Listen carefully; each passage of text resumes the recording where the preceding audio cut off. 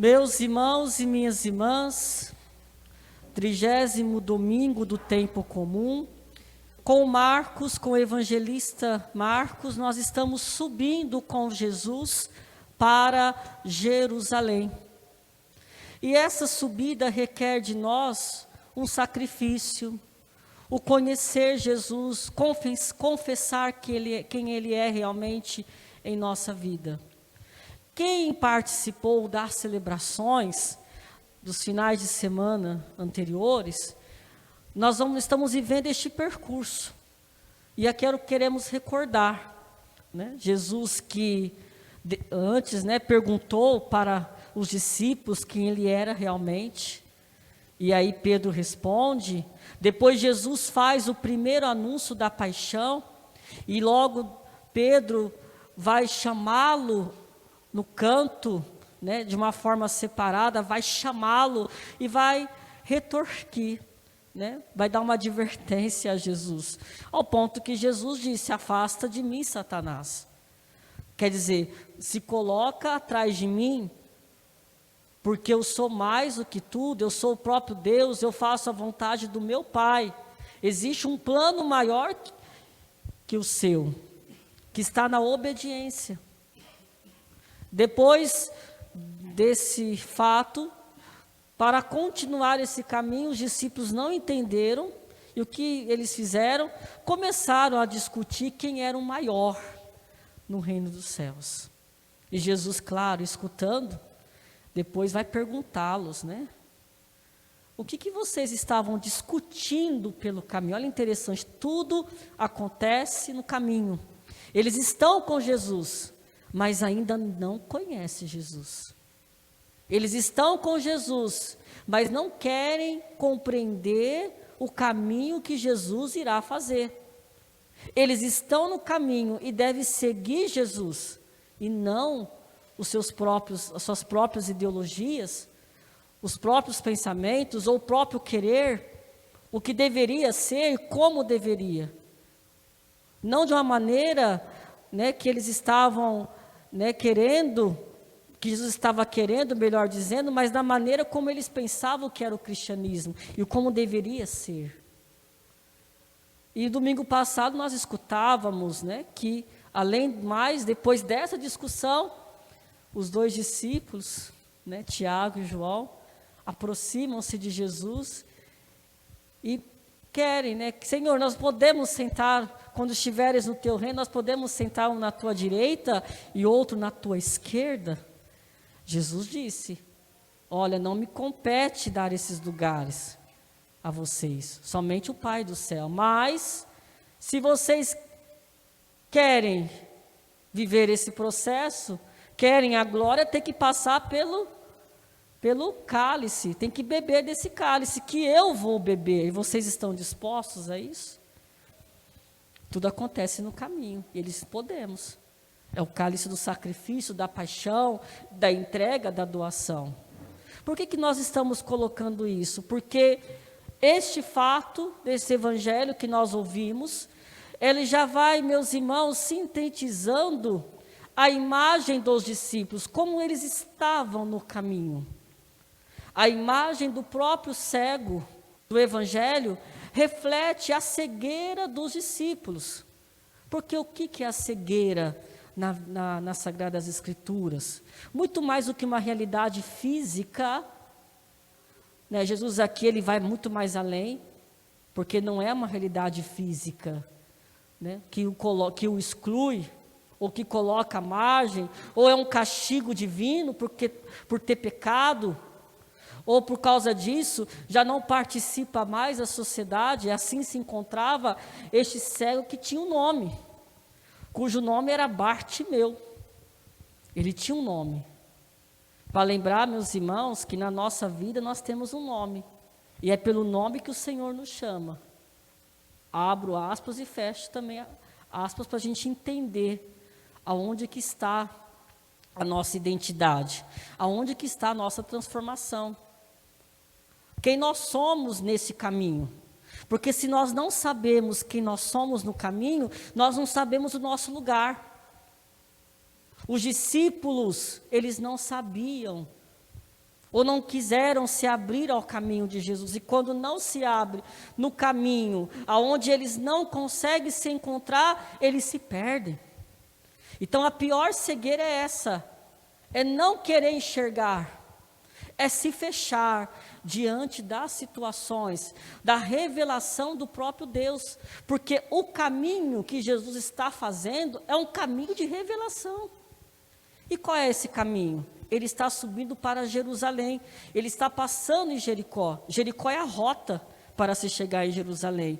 E é interessante porque a palavra Jericó, vai dizer São Gregório Magno, significa lua.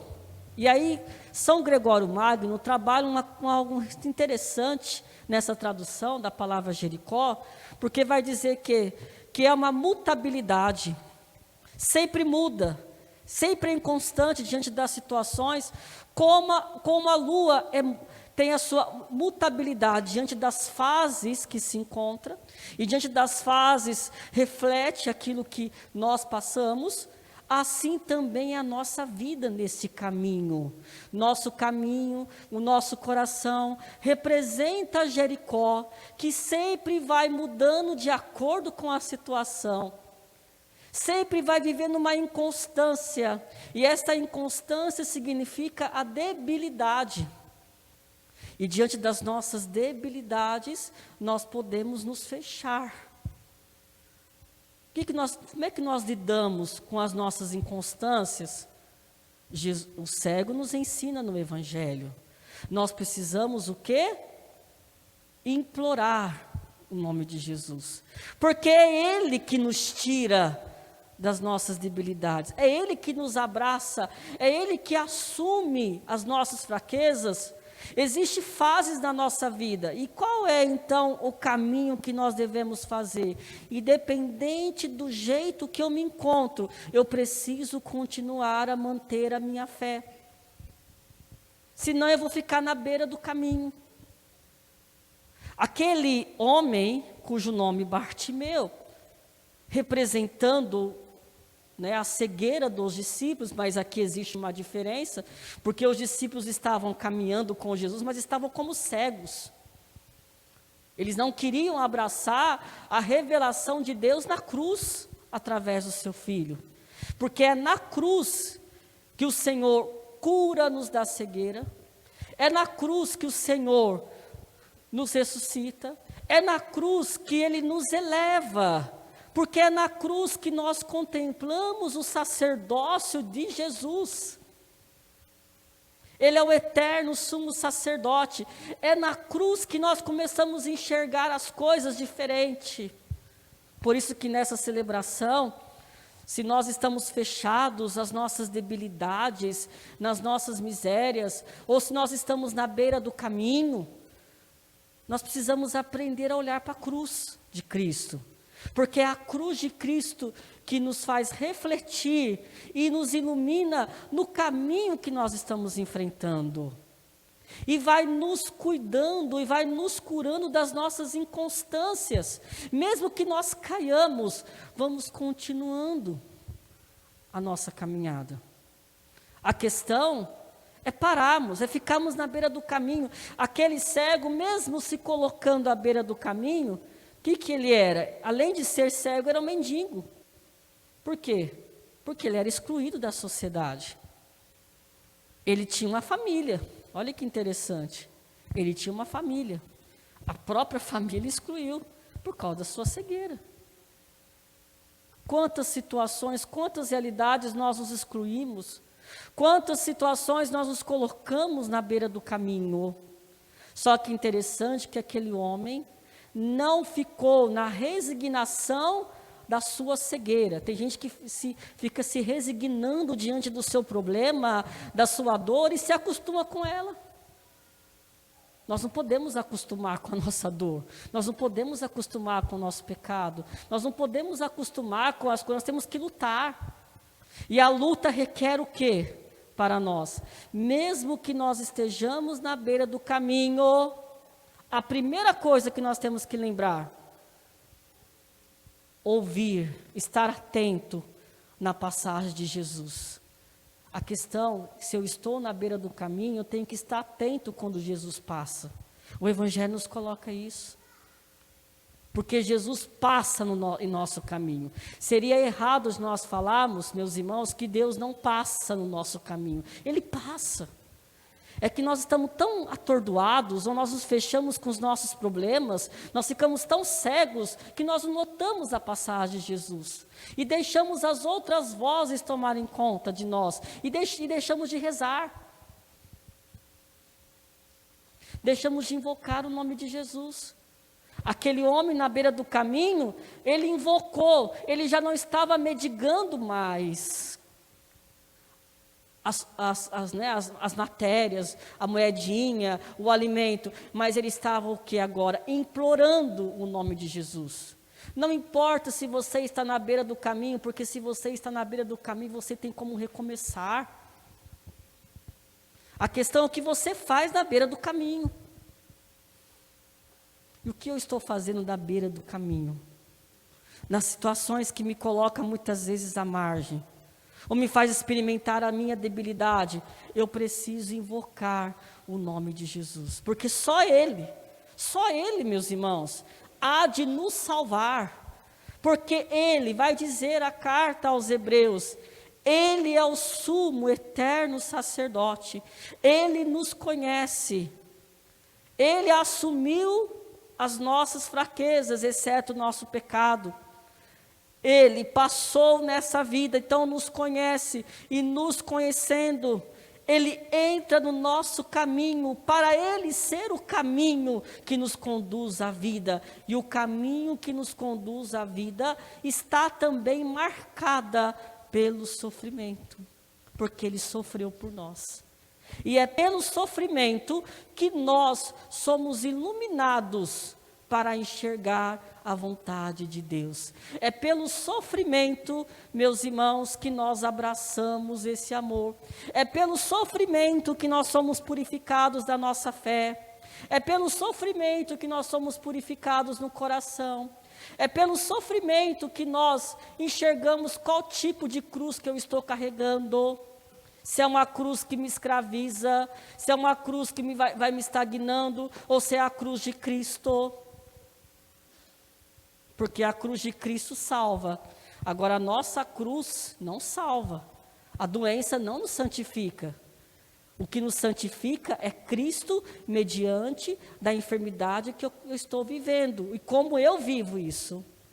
O sofrimento que eu estou abraçando. A luta que eu estou tendo. Porque sem Cristo não há caminho de redenção. Sem Cristo não há êxodo. E o êxodo acontece quando eu saio de mim mesmo e lanço a capa. E aqui eu quero encerrar essa reflexão. Eu lanço a capa para abraçar o mistério da salvação, para morrer com Cristo e ressuscitar com Ele. O que eu preciso fazer? Eu preciso lançar a capa. Vamos entender aqui que o cego, ele só tinha essa capa. Ele só tinha esse manto. Era a única coisa que cobria. Que ele cobria diante dos frios. Quantos de nós temos as nossas capas? E que nós precisamos nos questionar. Tem gente que não consegue enxergar porque fica sempre coberto, né? Se cobre de vergonha, de orgulho, né? Se cobre por causa da soberba, tem medo de mostrar as suas debilidades. Chega na confissão, fica coberto. Chega na oração, fica coberto. Chega na vida de igreja, fica coberto. Porque se eu entro na vida de fé, eu preciso desvelar. Eu preciso tirar o manto e jogar para que Jesus me abrace. E que eu possa morrer para as coisas que eu tenho como segurança, para viver nele. Para que ele me possua. Agora, se eu fico com medo, se eu fico murmurando na beira do caminho, se eu não acredito, se eu fico acostumado com aquela situação, ou eu não aceito o que está acontecendo comigo, eu vou me cobrindo. E não vou viver o mistério da Páscoa, porque quando Deus passa na nossa vida, a nossa vida sempre é transformada. Essa é a pergunta. Será que o caminho que eu estou fazendo com Jesus, eu consigo notar que eu tenho feito algumas passagens? Ou ainda estou coberto com as máscaras, com as falsas seguranças, com os meus medos, porque eu tenho medo de passar por certas situações? Porque eu não quero que toque. Só que para morrer e ressuscitar, a gente precisa deixar ser tocado. A vida do cristão só se torna uma vida nova quando ele faz a passagem daquilo que é velho, daquilo que é antigo, daquilo que já não lhe faz mais parte, para abraçar a vida em Cristo. Não existe, meus irmãos, contradição quando se alguém faz a experiência com Jesus e continua na beira do caminho. Ou eu estou na beira do caminho, ou estou seguindo o próprio Jesus. Louvado seja o nosso Senhor Jesus Cristo. Para sempre seja louvado.